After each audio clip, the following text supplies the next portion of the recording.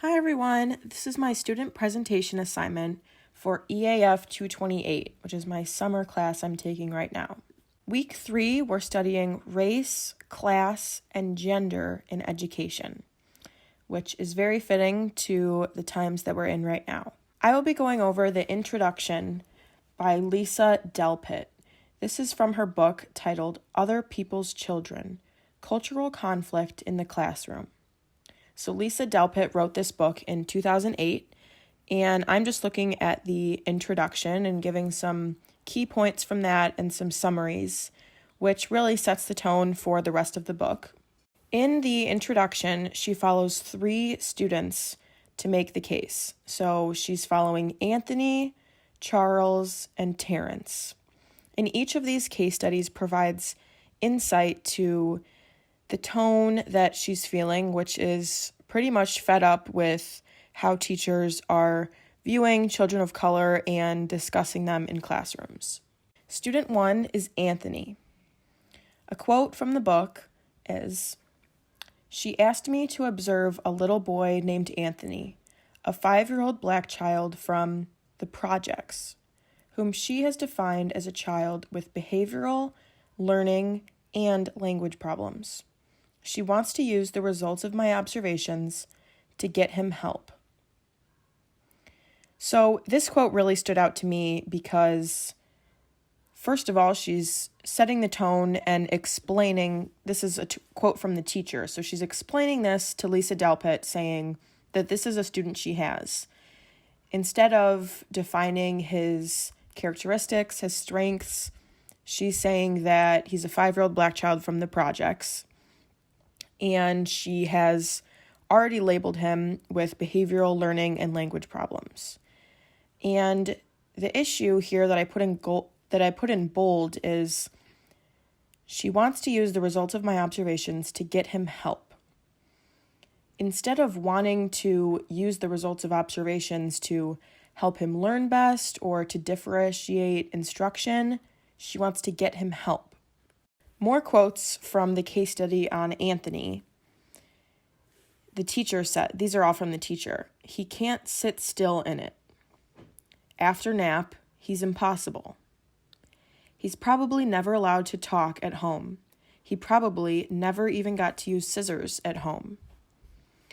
So as I was reading this, I was thinking how this is really deficit thinking and not talking about the strengths that this child can bring to the classroom. So here I have some ways to alter the quotes that really get across this pretty much the same message, but the phrasing is the issue from this teacher. So "he can't sit still in it" can be changed to "we're working on ways to use his energy." Because probably if he can't sit still in the chair, he has energy and there's other ways to, use that. After nap, he's impossible. That can be changed to "he has a lot of energy after nap and is usually very alert." I don't know what she means by impossible, but I would not talk about a student that way. I think that it's, again, deficit thinking and just not productive in any sort of way. For the last quote, "He's probably never allowed to talk at home. He probably never even got to use scissors at home." I changed this to "I wonder what his home life is like compared to in school," because clearly she doesn't know enough and has not done her research on his home life. And I understand that can be hard. Maybe she got the student in the middle of the school year. Maybe it's a new school year and she just doesn't know much already. But to make these assumptions about his home seems just very judgmental. 2 is Charles. So Charles is hugging one of his classmates and the teacher puts him in timeout. And this is the quote from Lisa Delpit. She continues with disgust in her voice, "Sometimes what he does looks like lust." So if the observer, which is Lisa Delpit, is hearing about this student and she can hear the disgust in the teacher's voice, I can't even imagine what the students would begin to feel about themselves. And there's been so much research about teachers' expectations and views of their students, and the students know that. If you have a student that is struggling with math and you are not giving him any positive feedback, he knows how you feel about him, and that's going to change how he feels about himself. So if she is talking about a student with disgust in her voice, I would hope that she knows the issues with that, and I would also hope that none of the students heard her, because that can be really detrimental to their perception of self. Student 3 is Terrence.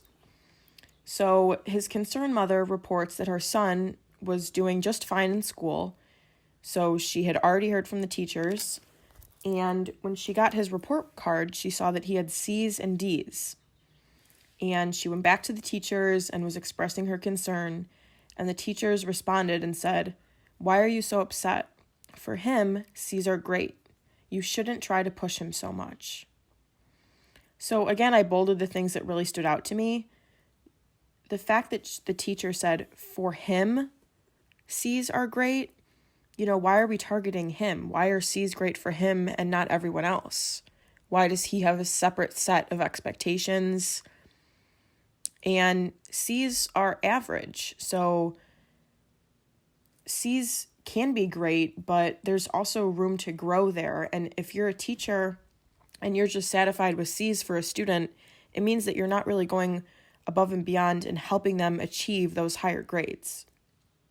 And the fact that the teacher said you shouldn't try to push him so much is just showing that they don't see the potential for growth here, which is a fixed mindset and has a lot of detrimental effects to the learner and his behavior in the classroom.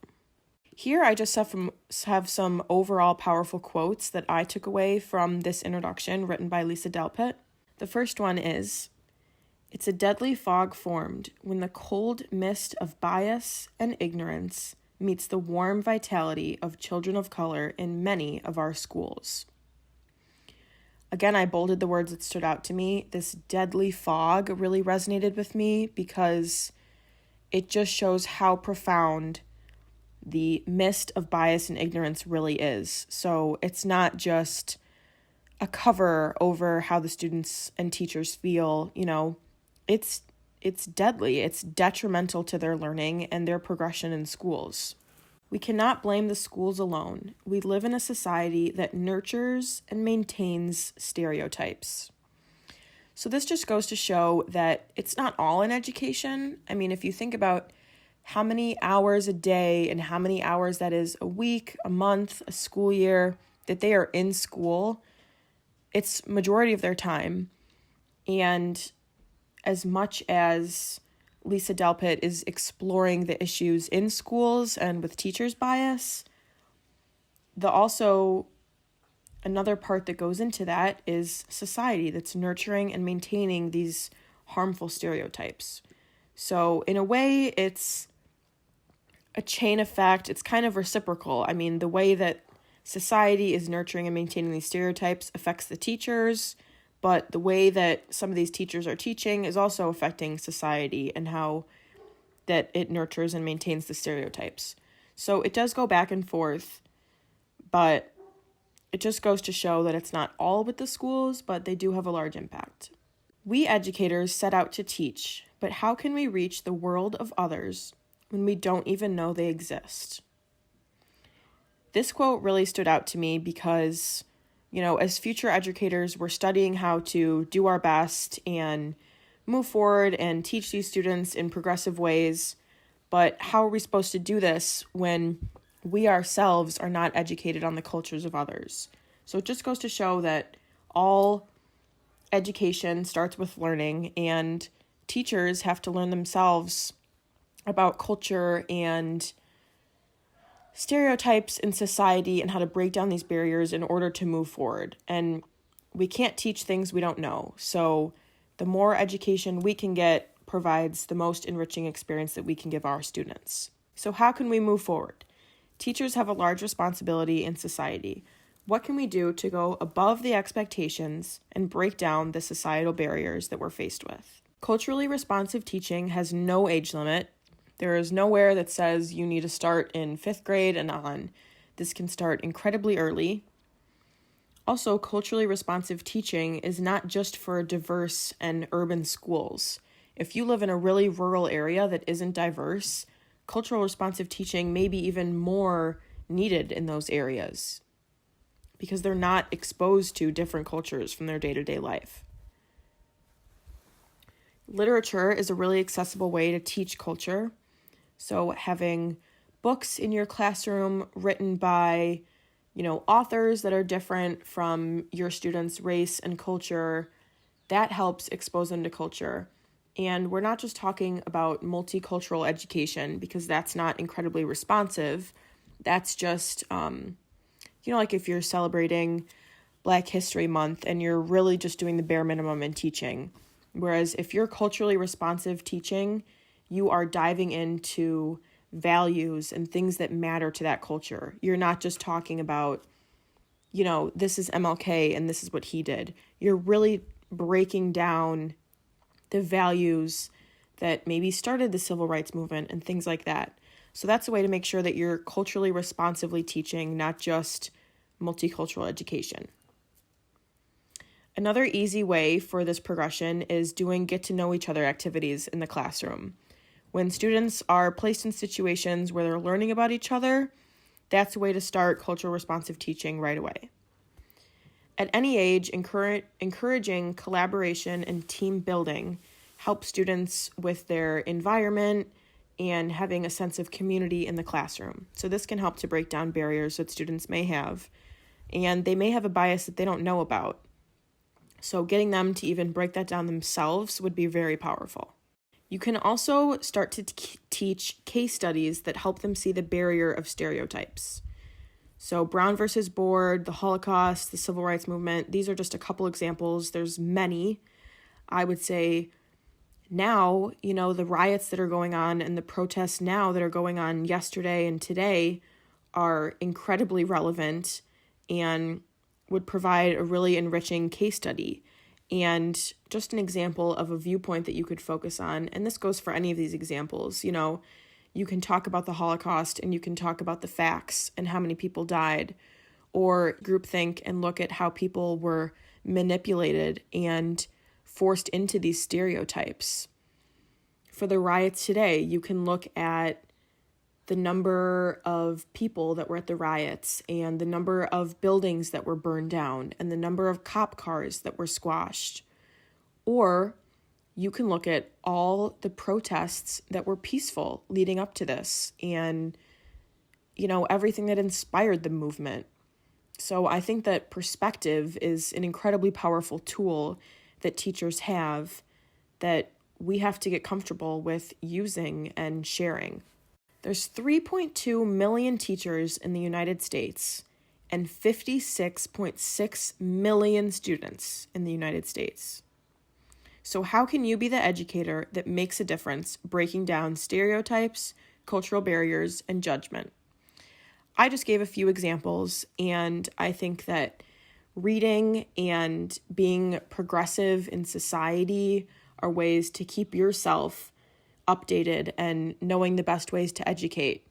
So reading books like Lisa Delpit's Other People's Children, Cultural Conflict in the Classroom, educating yourselves on that, going to professional development. These are all things that will make a difference in your life as a future educator, but also as the many, many students that you will have throughout your career.